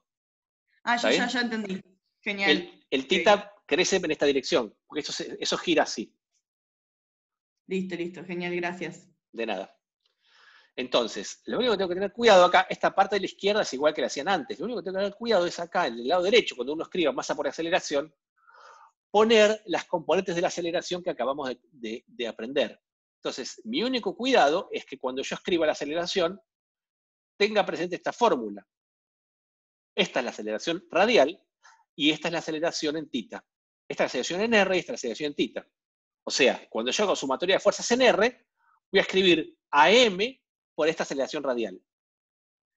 Y cuando haga la sumatoria de fuerzas en tita, voy a escribir a M por esta aceleración en tita. Entonces, si vengo para acá, chingui, chingui, chingui, chingui, ¿está bien? Sumatoria de fuerzas en R igual a masa por aceleración en R. La aceleración en R era menos R por tita punto cuadrado. Sumatoria de fuerzas en tita es M por la aceleración en tita. La aceleración en tita era R por tita 2 puntos. ¿Sí? ¿Lo ven?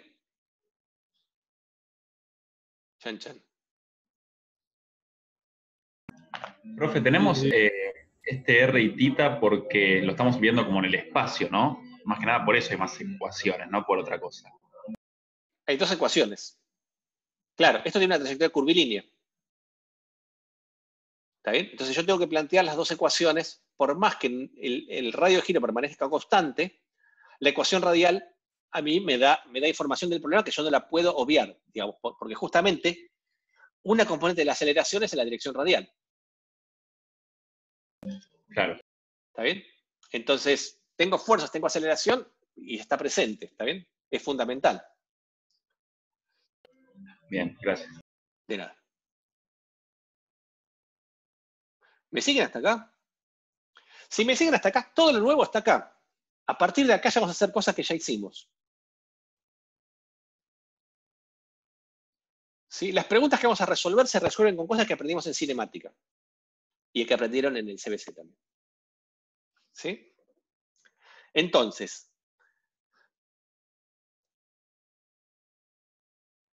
sigo hasta acá. A mí me preguntan que dé la velocidad en función del ángulo tita, ¿está bien? ¿Cómo voy a hacer eso? Bueno, eso lo voy a hacer mirando esta ecuación que tengo acá, que es la ecuación 2. ¿La ven aquí esta ecuación 2 tan bonita?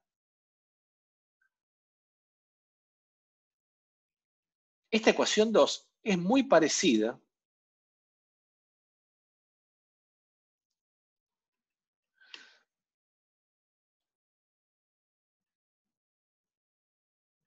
a lo que hacíamos en cinemática.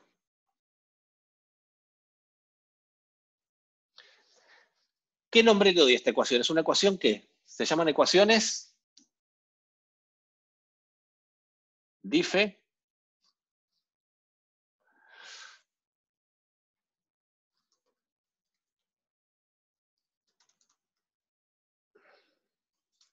ecuación diferencial. Sí, son ecuaciones diferenciales. ¿Por qué son ecuaciones? ¿Cuál es la incógnita de esta ecuación?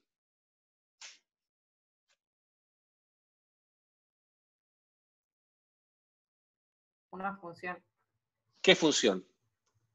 La de la velocidad. ¿Segura?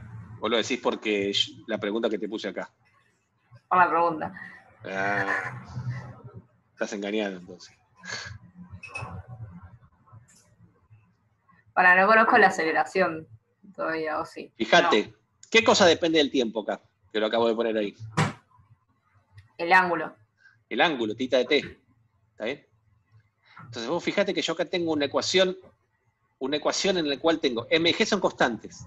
Después tengo acá el seno de tita que depende del tiempo, es el seno de una función. ¿Está bien?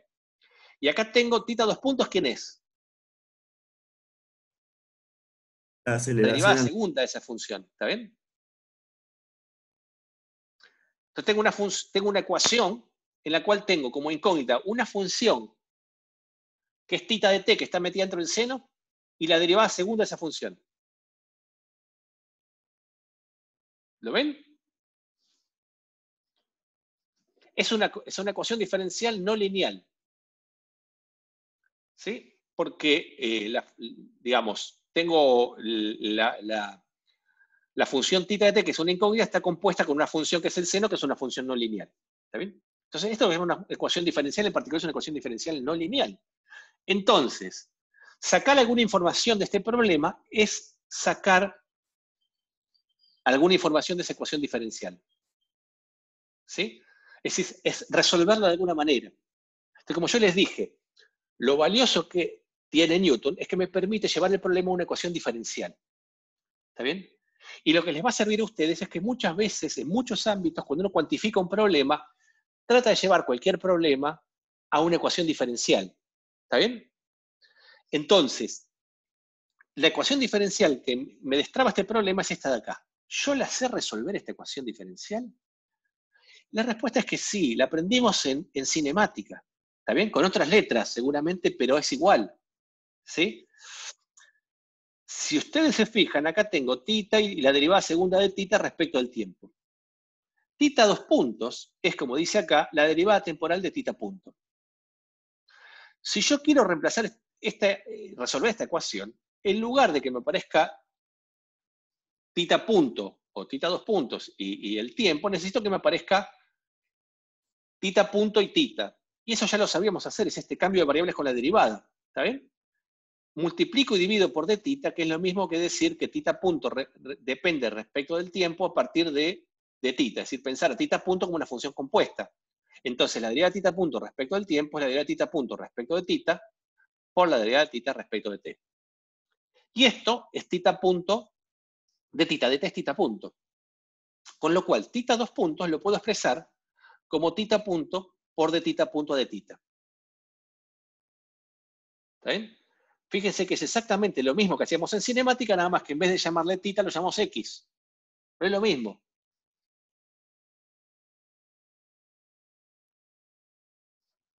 ¿Lo ven esto? ¿Se acuerdan de esto de cinemática?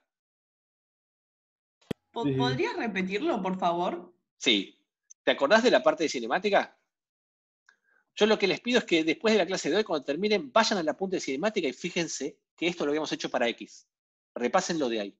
Y van a encontrar que es exactamente igual si reemplazan x por tita. Entonces yo lo que digo es, yo tengo tita 2 puntos. ¿Lo puedo expresar como de tita punto a dt?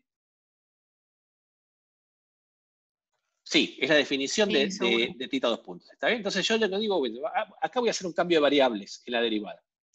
Hacer un cambio de variables era como multiplicar y dividir por d sub tita. Que multiplico y divido por d sub tita, aquí y aquí. ¿No me gusta eso? Bueno, pienso que esto es una función compuesta y la variable que está en el medio es tita. Entonces, d tita punto a dt es como pensar d tita punto a d tita por d tita dt. ¿Está bien? Con el agregado que de tita dt es tita punto. Entonces, si esto es tita punto, tita 2 puntos lo puedo expresar como tita punto por d tita punto de tita. Ok, genial, gracias. Y listo. ¿Están de acuerdo con esto? ¿Tienen alguna otra pregunta, alguna otra duda? Perfecto. Entonces, ¿qué hago? Bueno, esto ya lo sabíamos hacer, ¿está bien? Entonces, esto 3 lo puedo reemplazar en 2. En lugar de poner tita 2 puntos, pongo acá de tita punto a de tita. Como resultado de eso, me queda esto de acá, ¿lo ven? Si pongo 3 en 2, m por g por seno de tita, me queda m por r por tita punto por de tita punto de tita. Y esta es una ecuación diferencial que ahora sé integrar, porque lo que tengo que hacer es ahora mandar el de tita multiplicando e integrar ambos miembros, que es lo que hago acá. Paso el de tita multiplicando, integro a ambos miembros de la ecuación, a ambos lados. Acá integro entre el 0, que es el punto de arriba, y un tita genérico, un ángulo cualquiera. Y acá integro entre el tita punto, que tenía tita igual a 0, que asumo que la velocidad inicial es 0, y el tita punto que va a tener en este ángulo tita genérico. Y hacer esta integral es trivial, ¿está bien? La integral del seno de tita es el coseno de tita, menos el coseno, que lo evalúo haciendo regla de Barrow y me da esto que está aquí. Y la integral de tita punto respecto a tita punto es tita punto cuadrado sobre 2.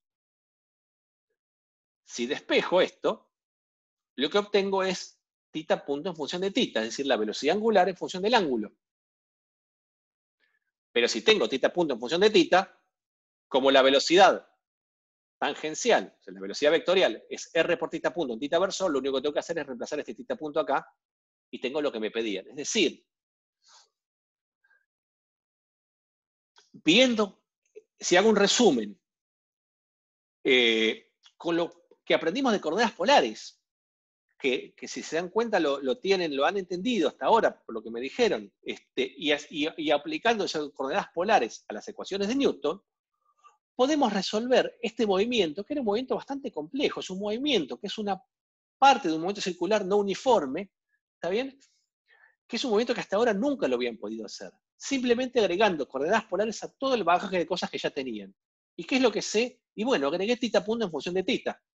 Fíjense que si yo quisiera sacar θ en función del tiempo, tendría que simplemente expresar este θ punto como de θ de t e integrar esta ecuación. Me quedó una integral más fea, más linda, pero digamos, tendré que ir a una tabla de integrales o algún programa que me calcule integrales y ver cuál es la expresión analítica de esta integral. ¿Está bien? Que tiene que ver con la raíz de un coseno. Si yo lo puedo hacer, puedo sacar la ecuación para la trayectoria para la ecuación de movimiento de este cuerpo. ¿Está bien? Y llegué a este punto que es muy importante. El segundo punto es también muy importante y también no es nada difícil de resolver con lo que saben hasta ahora. Me preguntan, la segunda pregunta es, ¿cuándo se despeja esto de la superficie?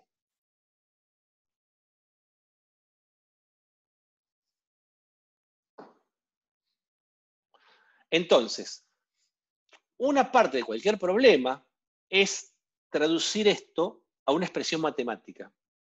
¿Está bien? ¿Cómo pongo? ¿Qué es lo que me dice que algo está en contacto con la superficie o no? La normal. La normal, entonces, mientras yo tenga normal, eso está en contacto con la superficie. Cuando se despegue de la superficie, en el momento que se despegue para la superficie, ¿quién va a ser igual a 0? La normal. La normal. ¿Está bien? Entonces, si la normal es 0, cuando se despega de la superficie, la normal es 0. Entonces, eso me va a pasar en un cierto ángulo, ¿está bien? Que va a ser un ángulo muy característico de este problema. A partir de ahí el movimiento va a dejar de ser circular. Cuando se despega de la superficie, ¿qué movimiento va a ser esto?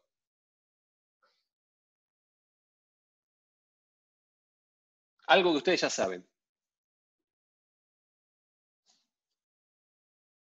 Tiro oblicuo, ¿no? Un tiro oblicuo, porque una vez que se despegue, la única fuerza que va a tener es el peso. Y como la velocidad con la que se despega, que va a ser la velocidad inicial del tiro oblicuo, no es paralela a la aceleración, entonces eso va a ser un tiro oblicuo. ¿Está bien?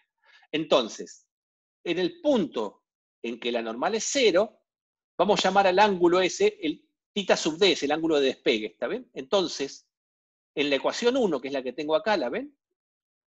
Voy a reemplazar n igual a 0 y voy a decir que ese ángulo es el ángulo de despegue. ¿Sí?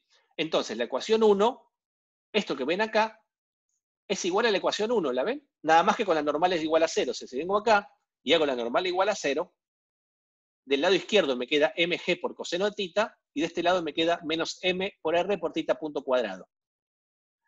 ¿Por qué hago esto? Porque la normal vale 0 solo en un punto particular, en el ángulo en el cual se despega. ¿Está bien? Entonces lo llamo θ despegue. ¿Sí? Ahora, fíjense que una vez que yo hago eso, cuando la normal se hace 0, este menos se cancela con este menos, esta masa se cancela con esta masa. ¿Sí? Cuando se me cancelan las masas, quiere decir que el resultado que yo obtenga de acá para abajo no va a depender de la masa. Es decir, de que si yo puedo despreciar la resistencia del aire, como hice hasta acá, y el cuerpo es puntual, el ángulo de despegue debería ser igual para cuerpos de distinta masa. ¿Sí? Entonces, si yo hago eso, me queda esta expresión acá. Ahora, ¿cuánto vale este θ punto en el ángulo de despegue? Bueno, yo acá tengo una expresión, tanto para θ punto como para θ punto cuadrado, es esta que está acá arriba, la expresión 4. Me dice cuánto vale la velocidad angular, θ punto en función del ángulo. En particular, para el θ de despegue, es reemplazar acá por el θ de despegue. Es decir, que lo que hago acá ahora es, en lugar de este θ punto cuadrado, reemplazar de esta expresión que tengo acá. Paso el 2 multiplicando, y en lugar de poner θ punto cuadrado, pongo 2g sobre r, que es esto que tengo acá, por 1 menos el coseno de θ. Ahora este θ es el θ de despegue. ¿Está bien? Fíjense que el r se me va con este r, la g se me va con la g. ¿Qué quiere decir esto? que el resultado tampoco va a depender de la gravedad. Es decir, que yo debería ver que se despegue en el mismo ángulo, tanto acá como en la Luna, si puedo despreciar la resistencia al aire. Y entonces, esta expresión del lado izquierdo me queda coseno de tita de despegue, y del lado derecho me queda 2 por 1 menos coseno de tita de despegue. Si hago esta distributiva, me queda 2 por 2 menos coseno de tita de despegue. Paso este 2 cositas de despegue para acá, entonces me queda 3 coseno de tita de despegue. Paso el 3 dividiendo y me queda que el coseno de tita de despegue es 2/3. Y esto me da que este se despega más o menos a los 48 grados respecto a la vertical. ¿Sí? ¿Y dónde quedó el cuadrado del tita puntito despegue? Fíjate que tita puntito acá está al cuadrado, en esta ecuación. Porque es la Ah, aceleración claro, central. es verdad, estaba con la raíz en la otra, es verdad. Claro, exactamente. El que está, acá está el cuadrado. Entonces usé la expresión de acá del cuadrado. ¿Está bien? Y entonces puedo sacar algo que ni en sueños me imaginé que iba a sacar. Aprendiendo un poquito más de lo que aprendí hasta ahora y complementándolo con lo que ya sabía. O sea, si a mí hace 2 semanas me decían que yo iba a poder calcular el ángulo a partir del cual se despejaba esto y calcular cuál es la velocidad en función del ángulo, ustedes me iban a decir que eran incapaces de hacerlo. ¿Está bien? Y fíjense como en 2 semanas, simplemente combinando leyes de Newton con coordenadas polares, llegamos a cómo se amplía nuestra capacidad de resolver un problema cuando uno va incorporando este tipo de herramientas nuevas. ¿Está bien? Bueno,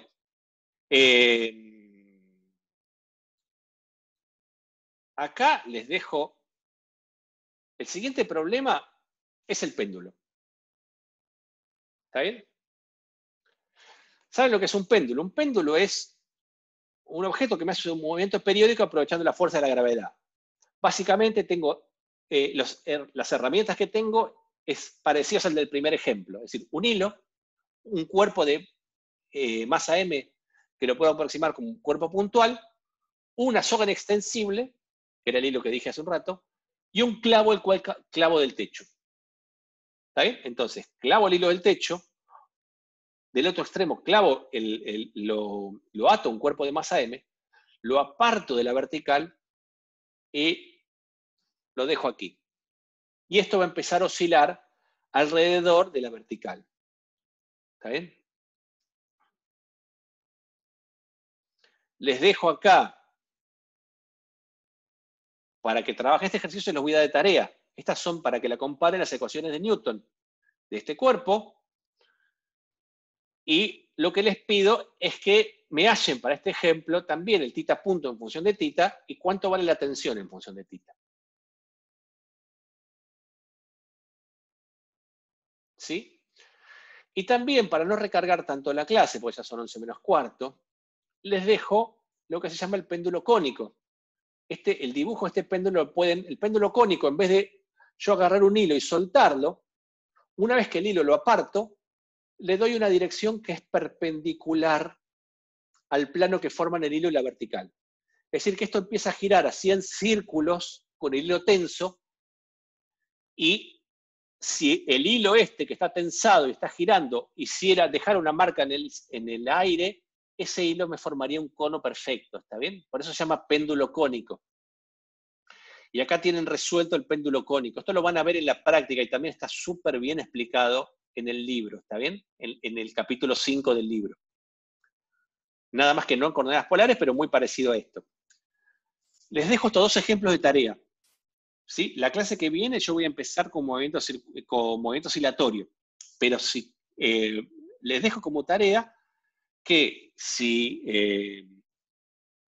quieren que empecemos repasando esto, me avisan, o por el foro algún día antes, o antes de empezar la clase me dicen, Pablo, quiero ver o el péndulo o el péndulo cónico. ¿Está bien? Si quieren que veamos el péndulo, me tienen que avisar antes porque no está resuelto acá, así que lo tengo que escribir en una hojita. ¿Sí? Así que bueno, eso es un poco la clase de hoy. Y yo lo que quiero que vean es que si repasan bien los ejemplos que vimos hasta ahora, estos 2 que están acá, los tendrían que entender perfectamente. Si no lo entienden, van para arriba, y si siguen dudas, me contactan por el foro y lo vemos por ahí, o lo repasamos al principio de la clase que viene. ¿Está bien? Así que con eso, terminamos un poco la clase de hoy, ¿sí? Así que ahora escucho preguntas. Sí, la hoja del final del problema 2, que es este de acá. ¿Está bien? Sí, entiendo. A ver, yo entiendo que esto están subidas desde ayer las hojas al foro. ¿Sí? Esto está subido en lo que es la clase del día de hoy. ¿Está bien? En un rato voy a subir el video también, así que ahí va a quedar todo subido. Lo pueden repasar todo. Yo trato de subir la clase siempre el día anterior, antes de darla. O sea que ustedes, antes de que lleguemos a clase la tienen subida. Así que pueden ir repasando a medida que tengan más. Yo la clase la subí sin todos los cuadrados que están tapando, así que está toda destapada. Yo sé que esto es nuevo para ustedes, pero es una combinación, es un poquito más de lo que ustedes estaban acostumbrados a hacer. Entonces yo lo que quiero que vean es que tomen confianza. Mirá, cuando uno va aprendiendo las cosas un poquito más, uno gana mucho poder de cálculo. Y una vez que los terminen de entender, repasando y repasando en la práctica, van a ver que les va a salir todo esto perfectamente. ¿Está bien? Eso no tengo dudas con eso. Y si no les sale, no digo que sea fácil, ojo, lo que digo es que están en condiciones de hacerlo. Probablemente les lleve un tiempo y les lleve muchas idas y vueltas. Acuérdense que esto es una materia de ida y vuelta, ¿está bien? No alcanza con leerlo para entenderlo, hay que ir y volver, practicar. Pero nada, yo tengo mucha confianza en que van a poder recorrer ese proceso. Y cualquier duda, lo volvemos a ver todas las veces que hagan falta, ¿está bien? Ya les dije, no hay preguntas tontas, todo lo que se les ocurra, les parezca que quieran preguntar, pregúntenlo, ¿está bien? Así que bueno, eso. Profe, ¿podemos ver lo del movimiento viscoso? Que yo tenía una duda con eso. Sí, la fuerza. para que... ¿de acá alguna pregunta más o puedo parar de compartir esto? A mí me quedó una duda en Sí. relación al ejemplo 1. Sí. ¿Al del cuerpo arriba de la mesa? Sí, en cuanto a la ecuación 2, o sea, sí, no te gustó nada. Sí. O sea, entendí todo el desarrollo posterior que se deriva de las ecuaciones, pero no entendí por qué, o sea, poníamos esa ecuación en sí. Porque uno antes, en coordenadas cartesianas, que vos tengas fuerzas igual a 0, a vos simplemente te decía que la aceleración es igual a 0. Y en cartesianas con eso te alcanzaba. Ahora en polares, las aceleraciones, esto también te dice que la aceleración tangencial es igual a 0. Pero como las aceleraciones están acopladas con la cinemática del problema, esto te dice más información, porque que la aceleración tangencial sea igual a 0, te dice que θ 2 puntos es igual a 0. O sea, la ecuación te está diciendo que θ punto es igual a constante. Entonces, yo lo que te quiero decir acá es que cuando uno trabaja en polares, aunque no tenga fuerzas en alguna de las direcciones, la tenés que escribir igual. Ah, ok. Sí, falta M, gracias Carolina, falta M acá, me dice acá, pero como el M o el L no tienen relevancia, también me equivoqué, pero son ese tipo de errores que no tienen consecuencias, ¿está bien? Está bien. Acá me falta la M, la pongo acá.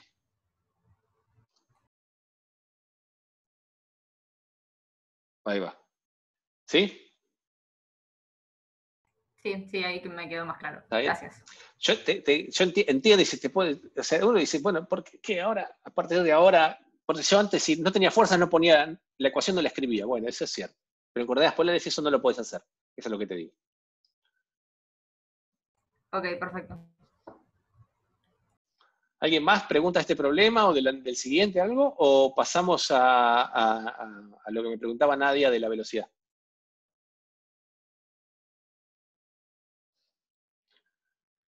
Bueno, voy a parar de compartir entonces. Voy a parar de... ¿Quiere que siga grabando esto que hablamos con Nadia o no? A mí me da lo mismo. Sí, por si acaso grabalo, creo yo. Dale, lo dejo grabado entonces. Entonces, dame un segundo. Que abro el libro.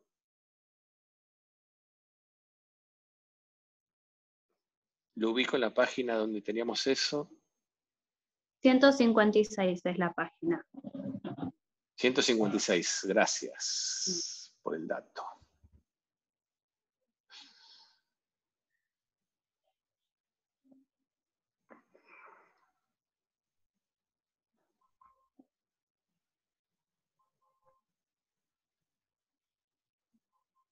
Estoy buscando, no es que me había ido a cualquier página.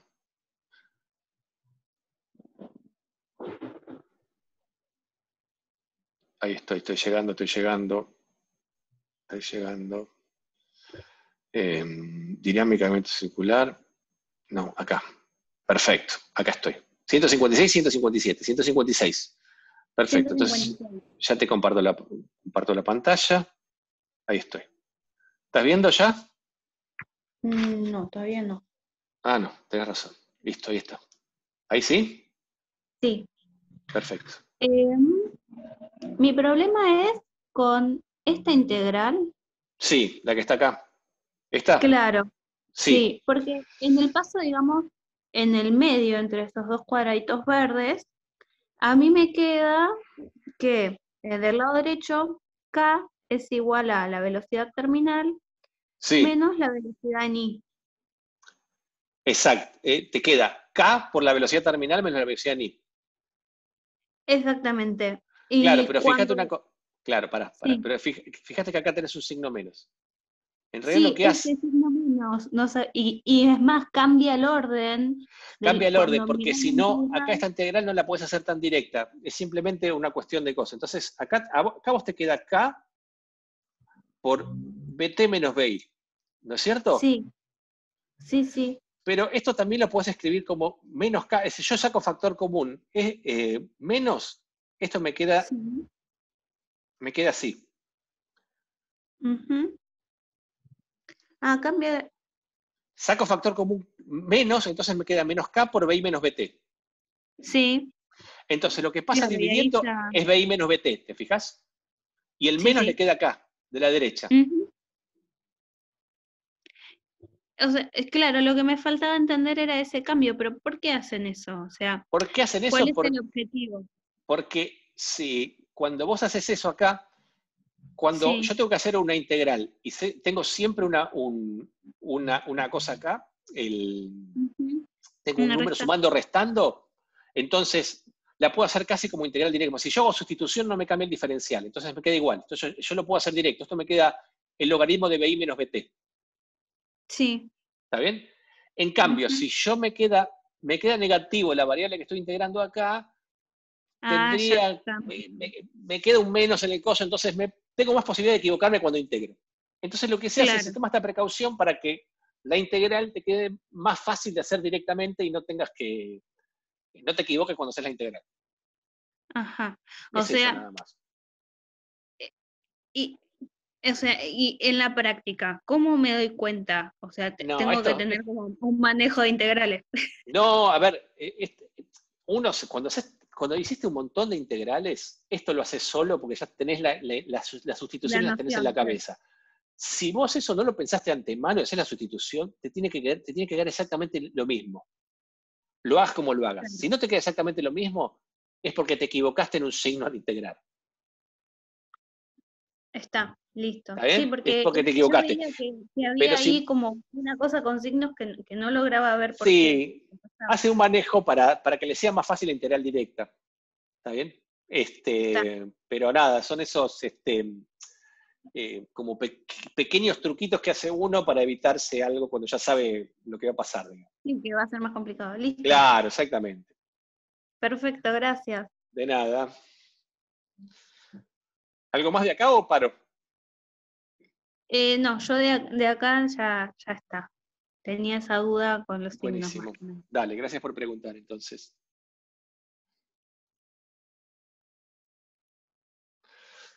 Las hojas de hoy, me pregunta alguien dónde están subidas las hojas de hoy. Las hojas de hoy están subidas a la página del clase 6, martes 5.